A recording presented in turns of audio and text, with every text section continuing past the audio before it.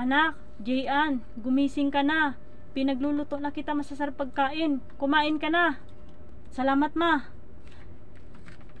Tita, gutom na ako. Pwede ba sabay-sabay na tayo kumain? Kasama si Jayan? Mary, wala ako pakialam kung gutom ka. Mamaya ka nang kumain. Maghintay ka. Maglilinis ka ng bahay.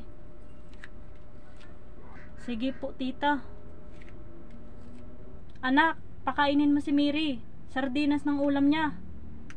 Opo, ma. Ate Mary, kumain ka na. Ito ang masasarap pagkain, hindi sardinas. Salamat, Jayan. Ang bait mo pala. Mary, luto ka na. Tanghali na. Opo, tita.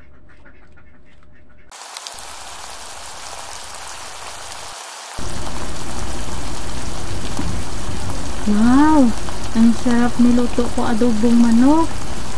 Tikim natin. Ang sarap. Sigurado hindi na magrereklamo si Tita Junalyn. Maalat ang niluto ko.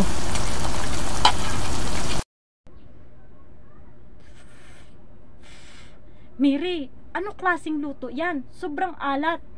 Wala ka talaga, Selby. Pumasok ka na sa kwarto. Opo, tita. Ate Mary, ano nangyayari sa'yo? Bakit ka umiiyak? Ate Mary, bakit may pasa ka? Pinugbog ka ni mama ko?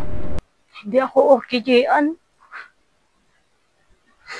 Binugbog ako ni Tita Junalyn. Wala akong ginawa masama. Huwag ka na lang mag-alala, Ate Mary. Samahan na lang kita bukas.